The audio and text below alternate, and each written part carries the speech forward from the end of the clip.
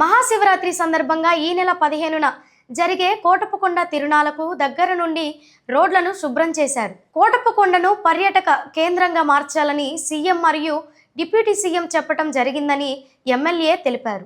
CM, deputy CM నరసరావుపేటను పర్యటించి నరసరావుపేట అభివృద్ధి కోసం కొన్ని హామీలు ఇవ్వటం చాలా సంతోషంగా ఉందన్నారు. కోటప్పకొండ అభివృద్ధి చేయాలంటే టీడీపీ పార్టీకే సాధ్యమని గడిచిన 5 ఏళ్లలో మాజీ ఎమ్మెల్యే గోపిరెడ్డి ఆధ్వర్యంలో కోటప్పకొండ ప్రాంతం అభివృద్ధికి వెనకబడిపోయిందన్నారు.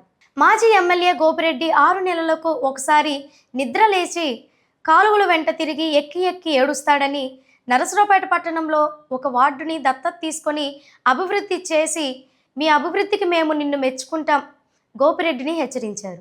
6 నెలలకు ఒకసారి కుంభకర్ణులాగా నిద్రపోయి లేస్తావు, రోడ్ల మీద పడతావు అని గోపిరెడ్డిపై విరుచుకుపడ్డారు. శానిటేషన్ వర్కర్స్ని అవమానించే విధంగా మాట్లాడుతున్నాం. గడిచిన 10 ఏళ్ళు ఎమ్మెల్యేగా ఉన్నాం. శానిటేషన్ సిబ్బంది ఆదివారం వాళ్ళకి సెలవు అని నీకు తెలీదా అని మండిపడ్డారు. కోడెల గారి ఆధ్వర్యంలో మరి కోటప్పకొండ మొత్తం కూడా ఘాట్ రోడ్ వేయటం కానీ, విగ్రహాలు పెట్టడం కానీ, అదేవిధంగా మేమందరం కూడా ఇప్పుడు మేము మాట్లాడే ప్రాంతం అంతా కూడా లేజర్ షో ప్రాంతం అనమాట. అంటే గ్యాలరీ ఉంది ఇక్కడ. అధికారులందరూ కూడా కూర్చొని మీటింగ్లు పెట్టుకోవచ్చు, మరి ఏదైనా సినిమాలు వేసుకోవచ్చు, నాటకాలు వేసుకోవచ్చు. అంటే ఒక గ్యాలరీ ఎంత చక్కగా కట్టారంటే ఒకసారి మీరు ఈ వీడియో చూడొచ్చు. మరి కలెక్టర్ కూడా ఇక్కడే మీటింగ్ పెడదామని చెప్పడం జరిగింది కలెక్టర్ అధికారులతోటి. అదేవిధంగా పండగ రోజు కూడా ఇక్కడ దక్షయజ్ఞం కానీ ఇట్లాంటి ఇంటరామాల సినిమాలు కూడా దైవ భక్తితో ఉన్న సినిమాలు అన్నీ కూడా ఏర్పాటు చేయడానికి ప్రాజెక్టు కూడా ఏర్పాటు చేయడం జరిగింది.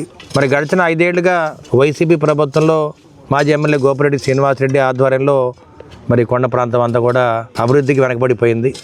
కానీ వాటిని కూడా పోయిన సంవత్సరం బాగు చేసుకోవడం జరిగింది. ప్రతి ప్రాంతాన్ని ప్రతి అడుగును శుభ్రం చేసుకున్నాము.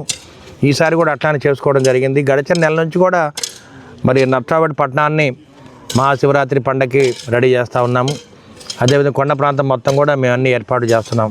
నిజంగా ఇవన్నీ ఏర్పాట్లు చూసి మరి 6 నెలల తర్వాత నిద్రలేసిన మరి మాజీ ఎమ్మెల్యే గోపిరెడ్డి శ్రీనివాసరెడ్డి ఎప్పుడో 6 నెలలకు ఒకసారి నిద్రలేస్తాడు. ఆ కాలువలో ఎంబడి తిరుగుతాడు. ఆదివారం పూట ఎక్కి ఏడుస్తాడు. ఏందో మరి ఆయన బాధ. అసలు వైసీపీ వాళ్ళకున్న గుణమే అది, ఎక్కి ఏడవటమే గుణం. రోజు మరి న్యూస్లో చూస్తూ ఉన్నాము. ఏ దరిద్రంగా ఉంది. ఒక మనిషిని అనవసరంగా తిట్టడం మంచి పద్ధతి కాదు. మీరు కూడా అభివృద్ధి చేయండి. నరసరావుపేట పట్టణంలో ఒక చంద్రబాబు నాయుడు కాలనీ దత్తత తీసుకోండి. దాన్ని రోల్ మోడల్గా చేసి చూపించండి. మేము కూడా మీరు చేసిన దాని పనికి మెచ్చుకుంటాం. మేము నిన్ను కూడా ఫాలో అవుతాం. మా గోపిరెడ్డి శ్రీనివాసరెడ్డి అంత గొప్పవాడు ఎవరు లేడు, నేను కూడా ఒప్పుకుంటాను. ఎప్పుడు ఏదో దారిని పోతా ఆదివారం పూట కాలువలు శుభ్రంగా లేవు, చెత్త తీయలేదంటే ఆ రోజు పని వాళ్ళు చేయరు. శానిటరీ ఇన్స్పెక్టర్ వర్కర్స్ రారు, సెలవది. అయినా కానీ మన టీడీపీ హయాంలో అన్ని సదుపాయాలు కలగజేస్తూ ఉన్నాం మేము.